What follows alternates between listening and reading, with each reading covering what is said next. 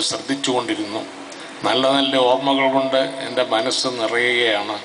എനിക്ക് വളരെ വിലപ്പെട്ട അനുഭവങ്ങളെല്ലാം കുടുംബാംഗങ്ങളുമായി പങ്കുവയ്ക്കുവാൻ അവസരമൊക്കെ ഇന്നത്തെ സംഘാടകരോട് എനിക്ക് പ്രത്യേക നന്ദിയുണ്ട്. കയ്യാലക്കകത്ത് കുടുംബം അതൊരു സ്ഥാപനമായിരുന്നു. പല സ്ഥാപനങ്ങൾക്കും അടിസ്ഥാനമിട്ട ബലിഷ്ഠമായ അടിത്തറ തന്നെയായിരുന്നു.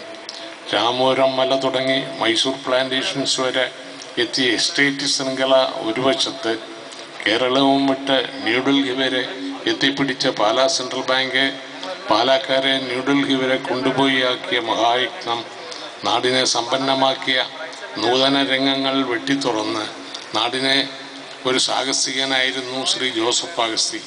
കയ്യാലക്കകം അദ്ദേഹത്തിൻ്റെ നേട്ടങ്ങളിൽ ഏറ്റവും പ്രധാനപ്പെട്ട പാലാ സെൻട്രൽ ബാങ്കിൻ്റെ സ്ഥാപനമായിരുന്നു. കേരളത്തിലെ ഏറ്റവും വലിയ ബാങ്കായി തീർന്ന പാലാ ബാങ്കിന് അഖിലേന്ത്യാ തലത്തിലും പ്രശസ്തമായ പ്രവർത്തനം കാഴ്ചവെക്കുവാൻ സാധിച്ചു. പക്ഷെ സമുദായ സ്പർദ്ധ ആ മഹസ്ഥാപനത്തെ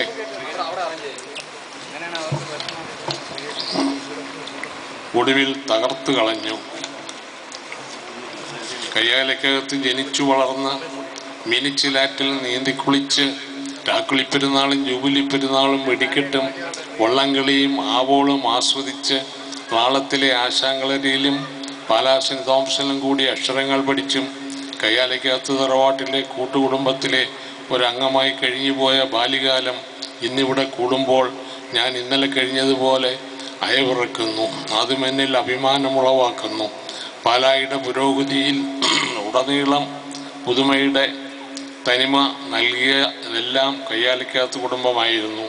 സൈക്കിൾ, ഒറ്റക്കാളവണ്ടി, കുതിരവണ്ടി, bus service, commercial bank, electricity, ഇഷ്ടിക കെട്ടിടം തുടങ്ങിയവയുടെ എല്ലാം പയനിയേഴ്സ് മറ്റാരുമായിരുന്നില്ല. കയ്യാലക്കകം കുടുംബത്തിന് മാത്രം സ്വന്തമായിട്ട്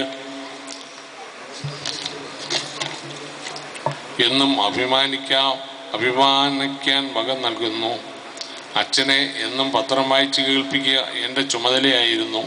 ഒരു ദിവസം പള്ളത്തെ ചായൻ കണ്ണുവെട്ടിച്ച് രസികൻ പത്രം വായിച്ചതും ഇന്നും എൻ്റെ ഓർമ്മയിൽ സൂക്ഷിക്കുന്നു. എൻ്റെ ജീവിതാനുഭവങ്ങൾ 2 പുസ്തകങ്ങളിലായി